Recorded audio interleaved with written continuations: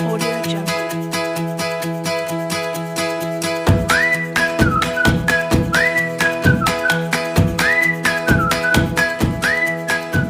Jungle. Bismillahirrahmanirrahim. Assalamualaikum warahmatullahi wabarakatuh. Selamat pagi anak-anak. Sebelum kita memulai pembelajaran pada pagi hari ini, kita berdoa terlebih dahulu. Seperti biasa, alangkah baiknya kita berdoa supaya proses pembelajaran kita mulai awal sampai akhir diberi pemahaman, diberi pintar memahami makna dari materi-materi yang akan disampaikan oleh Pak Guru ya. Bismillahirrahmanirrahim. Ila hadratin Nabi Mustafa Muhammadin sallallahu alaihi wasallam. Al-Fatihah. A'udzu billahi minasyaitonir rajim. Bismillahirrahmanirrahim. Alhamdulillahirabbil alamin arrahmanir rahim maliki yaumiddin. Iyyaka na'budu wa iyyaka nasta'in. Ihdinas siratal mustaqim. Shiratal ladzina an'amta 'alaihim ghairil maghdubi 'alaihim waladdallin. Amin. Rabbi firli wa liwalidayya. Amin. Kita langsung saja kita masuk ke materi selanjutnya, materi akhir dalam pelajaran pertama. Materi akhir yaitu mengenai makna kandungan surat At-Tin. Apa sih makna dari kandungan surat At-Tin ini? Wah, penjelasannya sangat lebar sekali mengenai isi kandungannya. Yang pertama, artinya surat At-Tin itu berasal dari buah tin. Ya, di Arab itu ada buah tin. Seperti apa? Kayak jambu kecil, tapi ya buah tin itu bisa dimakan itu. Ya, rasanya manis sekali buah tin itu dan manfaatnya sangat banyak sekali. Silakan kalian buka halaman 9, artinya halaman 8 itu silakan dibaca sendiri artinya surat At-Tin. Nanti kalau ada tugas-tugas silakan kalian baca artinya biar apa?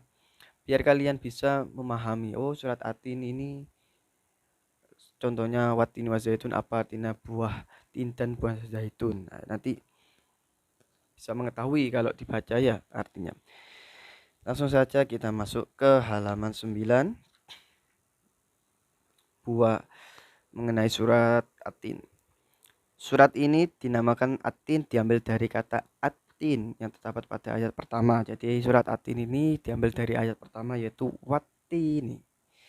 Ya, yang artinya apa? Buah tin tadi sudah dijelaskan. Lalu surat At-Tin ini adalah surat ke-95 dalam Al-Quran yang terdapat dari 114 surat. Ya, jadi urutannya surat At-Tin ini ke 95 surat. Dan jumlahnya berapa ayat? Ada 8 ayat surat At-Tin ini. Dan tergolong surat Makkiyah. Artinya Rasulullah itu menerima surat At-Tin ini masih ada di kota Mekah. Jadi Mekah itu kalau di bahasa Arab itu Makkiyah. Kenapa kok disebut Makkiyah? Karena Rasulullah itu masih belum hijrah ke Madinah ya. Jadi nanti ada di Al-Quran itu tergolong surat Makkiyah, turunnya ada yang dari Madinah. Nah, berhubung kalau di surat At-Tin ini kebetulan jatuhnya di kota Makkiyah atau di kota Mekah. Silakan kalian lihat itu gambar di bawah. Lah itu ada contohnya buah tin dan buah zaitun. Kalau buah tin ini emang buah bisa langsung dimakan ya. Kalau buah zaitun sama. Tapi rata-rata buah zaitun itu biasa dibuat minyak goreng, minyak pokoknya minyak sudah ya macam-macam minyak buah zaitun. Selanjutnya kalian buka halaman 10. Ya, saya percepat penjelasannya ya. Isi kandungan surat At-Tin. Dalam surat At-Tin ini Allah bersumpah dengan 3 tempat diutusnya para rasul ulul azmi ya. Jadi ulul azmi ini nabi atau rasul yang menerima kesabarannya yang sangat baik, sangat sabar sekali, yaitu ada 5 nabi. atau rasul. Yang pertama Nabi Nuh, Nabi Musa, ya, Nabi Isa,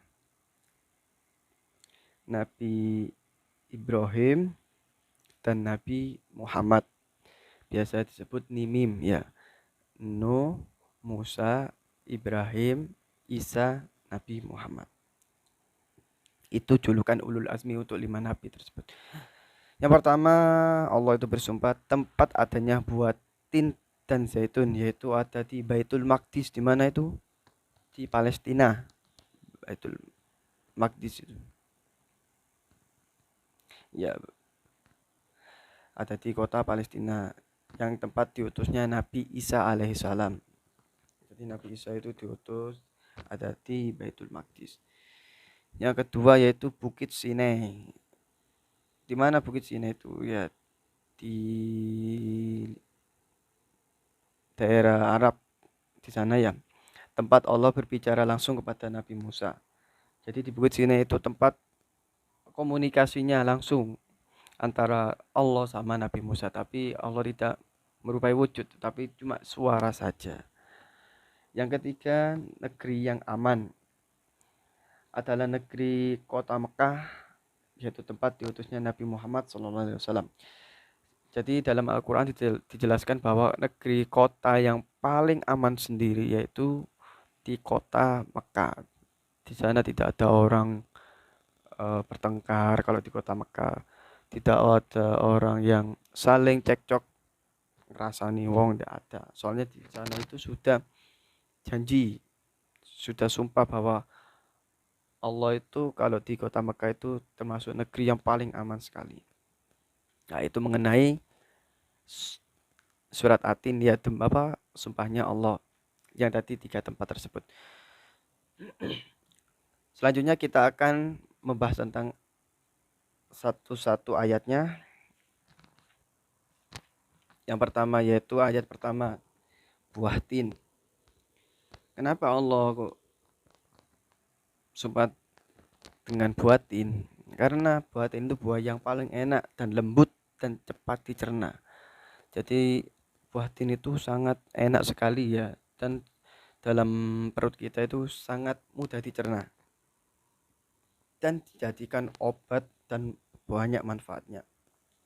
Di antaranya, coba kalian buka halaman 10, bisa memperhalus fisik, kulit kita bisa halus kalau makan buah tin, mencernakan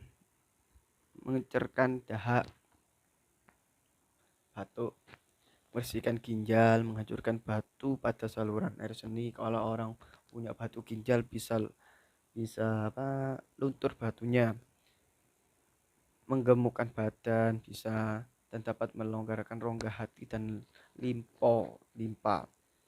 Jadi buah tin itu manfaatnya banyak sekali karena buah dari surga ya. Dan manfaatnya itu bukan ini saja tapi banyak sekali ya. Pokoknya sebelum makan kita harus baca bismillah dan niat bahwa buah tin ini semoga Allah memberikan kesembuhan karena Allah Ta'ala. Dan buah zaitun adalah buah yang memiliki keistimewaan karena kandungan minyaknya. Jadi buah zaitun ini sangat banyak sekali minyaknya, sehingga dapat dipergunakan di daerah yang kurang memiliki minyak. Jadi buah zaitun ini bisa menjadi minyak goreng, minyak rambut, minyak kulit, ya banyak sekali. Pokoknya buah tin dengan buah zaitun manfaatnya banyak sekali. Selanjutnya yang kedua yaitu ayat kedua, Gunung Sinai. Silakan dilihat.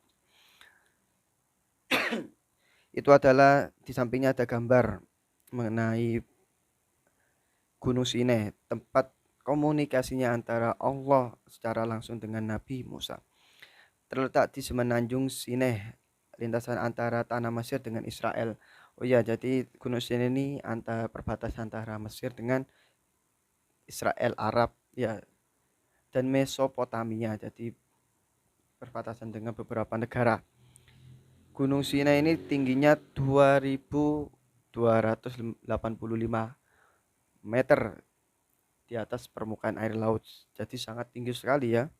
Jadi Nabi Musa itu eh, akan menemui Allah itu naik gunung ya, perjuangannya sangat menantang sekali ya. Dikenal dengan nama Jabal Musa. Kalau di Arab itu terkenalnya Jabal Musa karena apa? Gunungnya Nabi Musa, karena tempat tadi itu interaksinya Allah dengan Nabi Musa. Karena tempat ini Nabi Musa menerima wahyu pertama dan diangkat menjadi rasul. Ya, pada malam Mi'raj Rasulullah SAW berhenti sebentar di tempat ini dan melaksanakan sholat sebagai penghormatan beliau atas kesucian tempat tersebut. Jadi pada Isra Mi'raj, ya peristiwa Isra Mi'rajnya Nabi Muhammad itu mampir dulu ke Jabal Musa atau Gunung Sinai karena untuk menghormati kesuciannya Nabi Musa karena bertemunya dengan Allah dan diangkatnya Rasul dan menerima wahyu pertama kali, yaitu Nabi Musa. Selanjutnya yang ketiga, kota yang aman adalah kota Mekah. Silakan dilihat itu bentuknya kota Mekah. Di sana kota Mekah tepatnya orang haji dan umroh. Banyak sekali kalau musim haji, pasti banyak orang melaksanakan ibadah haji, yaitu rukun Islam yang kelima bagi yang mampu ya. Kota ini disebut dengan kota yang aman karena siapapun yang memasukinya terjaga keamanan dan keselamatannya. Jadi Allah itu menjamin kalau orang pergi kota Mekah, Allah akan menjamin keamanannya dan keselamatannya ya. Karena apa? Allah sudah sumpah bahwa di kota aman, yaitu kota Mekah. Kota Mekah juga disebut sebagai Umul Qura dan tanah yang aman. Kota ini banyak menyimpan sejarah sejak zaman Nabi Ibrahim sampai Nabi Muhammad SAW.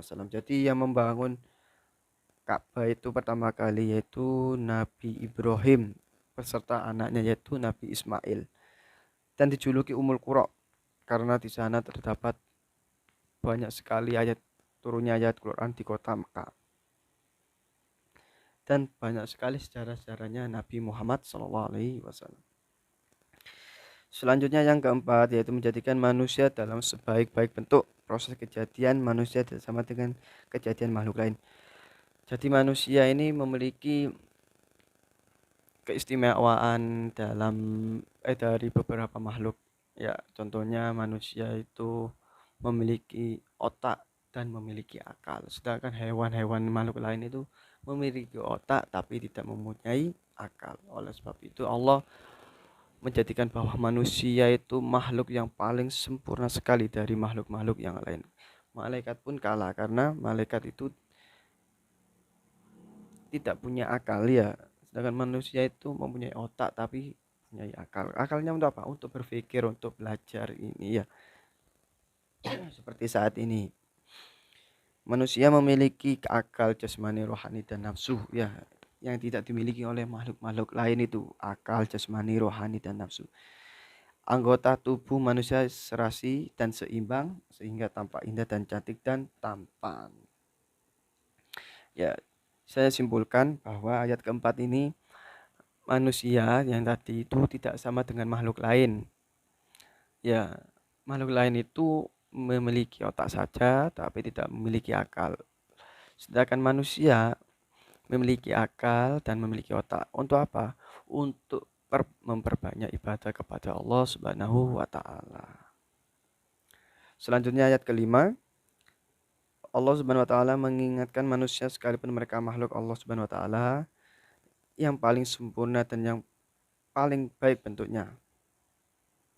Ya, ayat kelima ini sama penjelasannya dengan ayat keempat, yaitu tentang manusia itu makhluk yang paling sempurna sekali. Silakan kalian baca sendiri halaman 11 itu.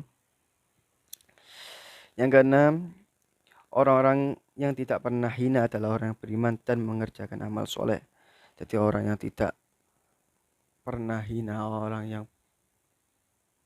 tidak jelek itu orang yang imannya kuat dan melaksanakan amal ibadah yang eh, diperintahkan oleh Allah Subhanahu wa taala. Apa amal soleh itu?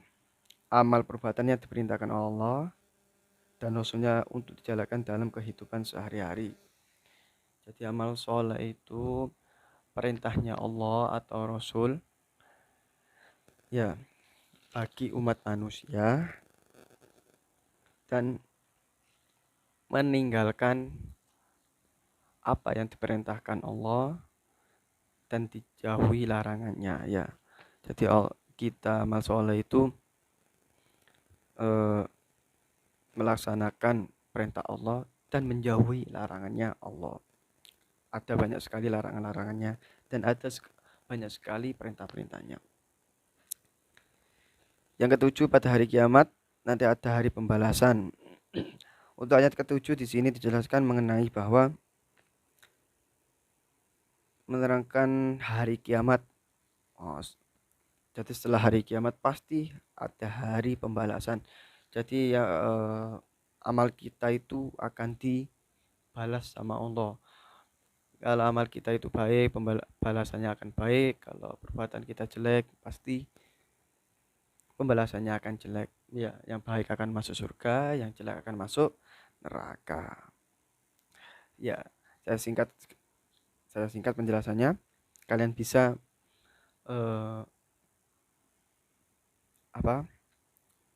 dibaca sendiri ya. Untuk ayat ke-8, Allah Subhanahu wa taala adalah yang maha mengetahui, sebagus-bagusnya pencipta dan pengatur segala urusan. Untuk ayat ke-8 yaitu menerangkan bahwa Allah itu memiliki sifat yang maha mengetahui dan yang maha mengatur segala urusan, yaitu Asmaul Husna, itu banyak sekali nama-namanya Allah. Jadi selain itu tidak ada yang maha mengetahui selain Allah. Jadi Allah itu kalian sembunyi dimanapun Allah pasti mengetahuinya. Tentang kehebatannya Allah Subhanahu wa taala terdapat pada ayat yang ke-8. Dan implementasi penjelasan lebih dalam, surat At-Tin menjelaskan bahwa manusia diciptakan dalam sebaik-baiknya. Jadi Allah menciptakan manusia itu sangat baik sekali. Ya, berbeda dari makhluknya. Yang tadi penjelasan dari ayat ke-4 dan ke-5 itu. Karena apa? Manusia itu sudah punya janji sama Allah karena sanggup untuk beribadah kepada Allah. Ya. Dan di mana dalam ayat yang lain dijelaskan bahwa neraka jahanam akan dipenuhi oleh manusia dan jin. Ya. Nantinya Allah yang makhluk yang melanggar aturannya Allah akan masuk neraka jahanam dan akan dipenuhi oleh manusia dan jin. Jadi jin itu ikut beribadah juga sama seperti manusia, tetapi tidak bisa dilihat dengan kasat mata. Mereka itu mempunyai hati, tetap tidak berpikir ya orang yang masuk neraka itu. Jadi manusia dan jin itu sama, mempunyai akal untuk beribadah kepada Allah dan tidak sama dengan makhluk yang lain seperti hewan dan tumbuh-tumbuhan. Itu saja penjelasan dari saya mengenai isi kandungan dari surat At-Tin. Untuk tugasnya silakan kalian kerjakan halaman 13. Silakan kalian kerjakan penilaian harian pelajaran 1 halaman 13. Silakan kalian kerjakan 1 sampai 15. Cara mengerjakannya gimana? Contohnya yang isi yang ABC-an. Nomor 1, surat At-Tin terdiri dari berapa titik-titik ayat? Apa jawabannya? Seumpamanya jawabannya B. B kalimatnya apa? 7. Ya, itu ya. Sampai ke bawah sama. Tidak usah ditulis soalnya, tapi jawabannya saja. Ya, silakan bisa difoto hasilnya, nanti dikirim ke WA saya atau ke grup PAI. Itu saja penjelasan dari saya. Kurang lebihnya mohon maaf. Assalamualaikum warahmatullahi wabarakatuh. Audio Jungle.